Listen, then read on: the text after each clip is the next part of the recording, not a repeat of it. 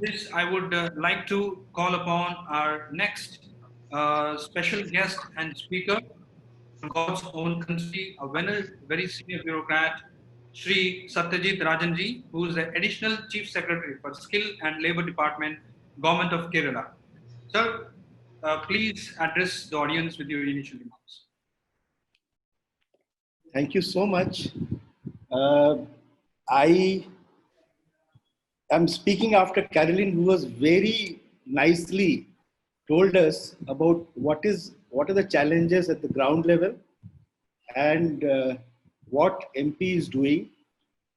And from there, I would raise the level. For example, Caroline said that the capacity utilization in the ITIs is very low. It may be slightly higher in Kerala, but it's an all India phenomenon. We don't get students. Now, that is the problem. And the challenge is what Suresh Prabhuji said. The new India is skilled India. Well, I do not really know whether the new India is skilled India. We can say at this point of time, because with a skilled force of less than 10% as compared to say one of the highest, Germany, around 65-70%, we have a long gap to cover. Mahatma Gandhi, if you recall, he used to tell us that what you can do with hand has to be respected. Unfortunately, that respect is yet to come in India. But with the recent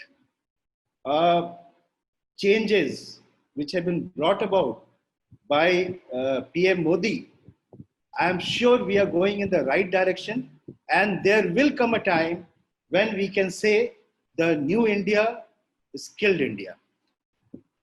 Coming to Kerala, because thanks Souvik for inviting me to this. Souvik told me that I have to talk about the Kerala model. Well, Kerala always has a model. Whether you talk about the land reforms model of the 1950s, with the most successful state, then I come down without wasting time to 1989, when the literacy movement was launched in Kottayam and subsequently in Kerala and subsequently all over India. Education, which unfortunately was not the primary education, which unfortunately did not get the attention it deserved in the 1950s, 60s, and 70s.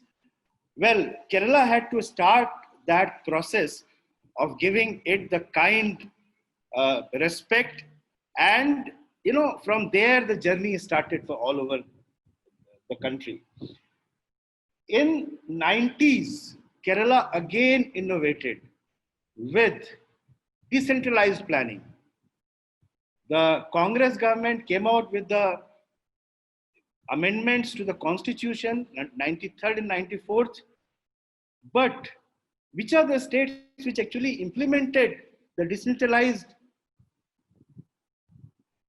Which are the states which actually implemented the decentralized model in the country? Kerala took the lead along with Karnataka. We transferred 40% of our budget to the Panchayati Raj institutions. And Panchayati Raj institutions, remember, they are the biggest supporter of investment on health and education. So education sector gained a lot for this decentralized movement which Kerala began. When the literacy movement started, I was sub-collector in subdivision. When the decentralization movement started, I was the district collector. I have been associated with both these movements, which have direct impact on education. After that came the new millennia. And there, the thrust was on infrastructure and public-private participation. In both the sectors, Kerala took lead. If you recall, if you can know, the first public-private sector, private airport was Cochin Airport, probably the most beautiful airport in the country today. Now coming to the PPP. We have done a number of things, but the most innovative thing in the skilling sector which we did was public-private partnership in skilling. For example, we have, Carolyn was talking about bringing in global skilling education. In 2015-16, we started skilling in construction sector in Kollam, in Chavara. And all of you are invited to come. Kerala, in any case, as you said, it's a God's own country. All of us, you are invited. Please come near the Ashtamudi Lake, one of the most beautiful places in the world. We have our Chavara, the construction skilling sector. We, the cooperative society from Kozhikode, which is the largest in Asia, they set it up. A cooperative society set it up. Now, of course, and the entire building belongs to the government. Then we have also set up where a private company is there for the oil and gas sector. That, every year more than 500 people get trained there, and they all get job. 10 lakhs, 15 lakhs. That is the kind of package that they get. So this kind of public-private partnership, which now Government of India is also looking at with, internship in this, we have with Tata's, Toyota, we have a number of, partnerships with all these leading companies where our students go and get trained there. So this public-private partnership is a must, because it is not only important that you study and do some kind of machines and all that which are there in your institution, you work on them. Our construction skilling, you actually work on designing bridges, designing schools, designing, the large building construction. Our students come for short-term courses. They are the ones who help designing. They go to the field, monitor, how the entire construction of all these things is taking place. So, if learning by doing, experiential learning, that is what that differentiates the skilling from education, what Suresh Prabhu was telling. Now, another thing which Karen has touched, that I would not talk a lot about it, the digital intervention, the way we are doing it is absolutely important. I will just give you an example of a skill registry where the skilled plumbers, skilled carpenters, all of them are listed, and the people who need them, I always had this problem getting the right plumber, but now I don't have. I just go to my skill registry and get the plumber and fix up, and he comes and fixes things in my place. So that we introduced a year ago.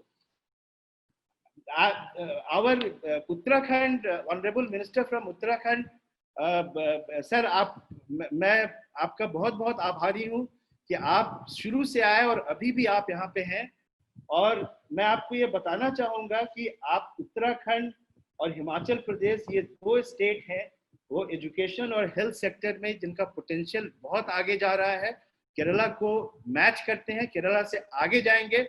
मैं मनाऊंगा कि आप लोग केरला से आगे जाएं। और आपने जो ये बात कही कि हम लोग ऐसी ट्रेनिंग दे रहे हैं कि बच्चों का एडमिशन एनडीए में हो रहा है और सब जगह हो रहा है, तो हमारा स्किलिंग डिपार्टमेंट तो नहीं, हमारे पास एक एम्प्लॉयमेंट डिपार्टमेंट है। उसके अंडर हमारे पास 10 एम्प्लॉयबिलिटी सेंटर्स है और 5 कैरियर काउंसलिंग सेंटर है। और सर मैं आप अपने ऑफिसर्स को भेज सकते हैं, हमारे यहाँ वो जो ट्रेनिंग दी जा रही है वो it is much better than most of the private people who are giving this training. और हमारे बच्चे जो +2 के बच्चे हैं, स्कूल कॉलेज में पढ़ने वाले बच्चे हैं, वो वहां से पास करके वो दिल्ली यूनिवर्सिटी, जेएनयू और जगह जगह यूनिवर्सिटीज में जा रहे हैं। वो भी बड़ा अच्छा एक इंटरवेंशन हम लोगों ने किया है। और मैं इसको I will conclude this with entrepreneurship skill training. Entrepreneurship is not only a skill, it is a mindset. You have to develop that mindset of taking risk. Entrepreneurship is enterprise. So our students have to be enterprising. They have to be taught to take risk. And you know what? How it will change the world post COVID, when we are short of jobs. You know what is going to happen is we have to create millions of jobs we have to create. You think only by skilling you will solve the problem? No. You have to create millions of entrepreneurs, and a number of organizations are doing that.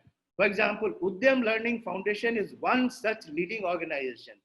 The entire Delhi government has revolutionized its education. Every day, the first hour, they teach entrepreneurship to the school students. They are changing their mindset. These are the school. This is a silent revolution. These are the students who are going to change this country. And mind you, it's not all that silent. In the Kerala model, which will be discussed tomorrow by one of the Kerala lead officer who's going to speak, in the Kerala model, the ITI students, we told them, why do you want to be job seekers?